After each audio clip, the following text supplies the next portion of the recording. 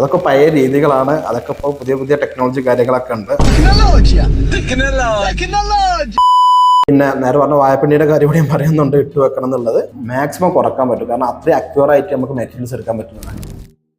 പിന്നെ ഒരു സുഹൃത്ത് പറഞ്ഞിട്ടുള്ളത് ഇലക്ട്രിക്കലും പ്ലംബിനും കൃത്യമായിട്ടുള്ള ഡ്രോയിങ് ഉണ്ടാക്കാനാണ്. നമ്മൾ പണ്ട് മുതലേ പറഞ്ഞ കാര്യമാണ് ഡ്രോയിങ് ഉണ്ടാക്കുക എന്നുള്ളത്. ഒരു MEP കൺസൾട്ടന്റ്, ഞങ്ങളെപ്പോലത്തെ ആരെങ്കിലും നല്ല MEP കൺസൾട്ടന്റിനെ കണ്ടിട്ട് നിങ്ങളൊരു ഡ്രോയിങ് ഉണ്ടാക്കുക. അതുപോലെ തന്നെ അതിൽ ഭാവിയിലോട്ട് വരുന്ന കാര്യങ്ങൾ, അത് പ്രധാനപ്പെട്ട കാര്യമാണ്. CCTV ചിലപ്പോൾ ഇപ്പോൾ അവർ വെക്കാൻ ഉദ്ദേശിക്കുന്നുണ്ടെങ്കിൽ പൈസന്റെ പ്രശ്നം കൊണ്ടൊക്കെ, അപ്പോൾ അതിന് വേണ്ടിയിട്ട് പൈപ്പ് ഇട്ട് വെക്കാം. AC എല്ലാ റൂമിലും ചിലപ്പോൾ വെക്കുന്നുണ്ടാവില്ല. അത് ഭാവിയിലോട്ട് ഇടാൻ വേണ്ടിയിട്ട് പൈപ്പുകൾ ഇട്ട് വെക്കുക. അതിനുള്ള പൈപ്പ് കണ്ടു വെച്ച് കഴിഞ്ഞാൽ പിന്നെ ഭാവിയിൽ ഈ പറഞ്ഞമാർക്ക് വെട്ടിപ്പൊളിക്കാതെ നിങ്ങൾക്ക് അത് ഉപയോഗപ്പെടുത്താൻ പറ്റും. അത് അദ്ദേഹം പറഞ്ഞ വളരെ പോയിന്റുള്ള കാര്യം കേട്ടോ. അടുത്തത് കുറച്ച് ലോ കമന്റ് ആണ്, ഞാനത് വായിക്കുന്നില്ല, ചുരുക്കി പറയാം. അദ്ദേഹം പറഞ്ഞിട്ടുള്ളത് വെച്ച് കഴിഞ്ഞാൽ നമ്മൾ വീട് പണിയൊക്കെ നടക്കുന്ന സമയത്ത് തറയുടെ മുന്നേ തന്നെ ആവശ്യമുള്ള പൈപ്പുകൾ ഇട്ട് വെക്കുക എന്നുള്ളത് പലപ്പോഴും അത് വളരെ ഉപകാരപ്പെടുന്ന ഒരു ഇതാണ് കേട്ടോ, കമന്റ് ആണ്. കാരണം വെച്ച് കഴിഞ്ഞാൽ വീട് ചിലപ്പോൾ ചുറ്റി വളഞ്ഞ് പൈപ്പ് കൊണ്ടുപോയി വരും. അപ്പോൾ ഇതിന്റെ പ്രശ്നം വെച്ചാൽ ഇത്രയും ചുറ്റി വളഞ്ഞ് കൊണ്ടാണ് ലേബർ ചാർജും മെറ്റീരിയൽ കോസ്റ്റും, അതിന്റെ പുറമെ തന്നെ നമ്മുടെ സെപ്റ്റി ടാങ്ക് അല്ലെങ്കിൽ വേസ്റ്റ് കുഴിയിലോട്ടൊക്കെ എത്തുമ്പോൾ അതിന്റെ സ്ലോപ്പ് പിടിച്ച് വരുമ്പോൾ ആ കുഴിയുടെ ഒരുപാട് ഭാഗം നമുക്ക് ഉപയോഗിക്കാൻ പറ്റാതെ വരും. അപ്പോൾ ആദ്യം തന്നെ പ്ലാൻ ചെയ്തിട്ടിട്ട് കഴിഞ്ഞാൽ നമുക്കത്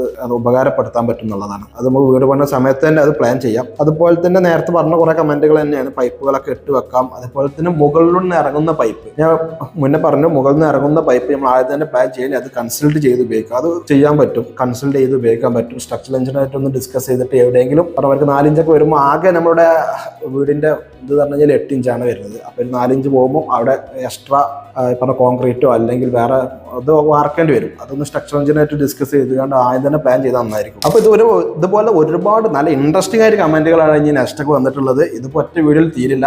ഇത് നിങ്ങൾക്ക് ഇനി അടുത്ത വീഡിയോ നിങ്ങൾ കാണണമെങ്കിൽ നിങ്ങളൊന്ന് കമന്റിലായിട്ട് ചോദിക്കുക, അടുത്ത വീഡിയോ ഞാൻ ചെയ്യണമെങ്കിൽ. അതുപോലെ തന്നെ നിങ്ങൾക്ക് ഇതുപോലത്തെ അനുഭവങ്ങൾ ഉണ്ടെങ്കിൽ അതും കമന്റായി രേഖപ്പെടുത്തുക. ഇതിൽ ഞാൻ ഒറ്റ ഇൻസൈറ്റ് പറയാം, എനിക്ക് തോന്നിയ കാര്യം, അതായത് ഇത്രയും കമന്റുകൾ വായിച്ചിൽ പറഞ്ഞ കാര്യം വെച്ചാൽ നിങ്ങൾ ആദ്യം തന്നെ പ്ലാൻ ചെയ്യുക എന്നുള്ളതാണ്. അതുപോലെ തന്നെ നല്ല കോൺട്രാക്ടർ തിരഞ്ഞെടുക്കുക, അതുപോലെ തന്നെ കറക്റ്റായിട്ട് പ്ലാൻ ചെയ്യുക എന്നുള്ളതാണ്. ഇത്രയും വായിച്ചു തന്നെ ഇനി വരുന്ന കമന്റുകളാണ് വളരെ ഇൻട്രസ്റ്റിംഗ് ആയിട്ടുള്ളത്. അപ്പോൾ വെയിറ്റ് ചെയ്യാം അടുത്ത വീഡിയോക്ക് വേണ്ടി.